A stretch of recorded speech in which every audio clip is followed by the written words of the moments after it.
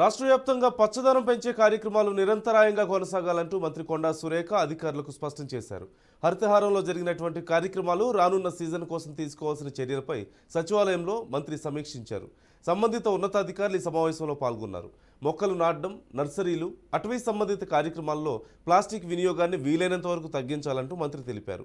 ప్రజలకు ఇంటి అవసరాలకు ఉపయోగకరమైనటువంటి కనీస ఆదాయాన్నిచ్చే మొక్కలు పెంచేందుకు ప్రాధాన్యత ఇవ్వాలంటూ సూచించారు.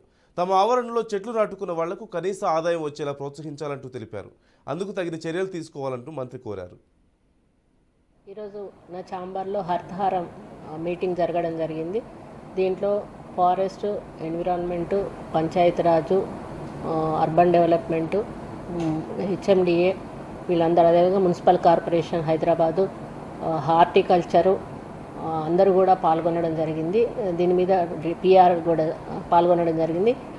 దీని మీద ప్రతి గ్రామ పంచాయతీ నుంచి మొదలుకొని పట్టణ ప్రాంతాల వరకు కూడా ఏ విధంగా ఈ యొక్క హరితహారాన్ని ముందుకు తీసుకుపోవాలనే విషయం మీద కూలంకషంగా డిస్కస్ చేస్తూ వాళ్ళకి ఆదేశాలు కూడా ఇవ్వడం జరిగింది.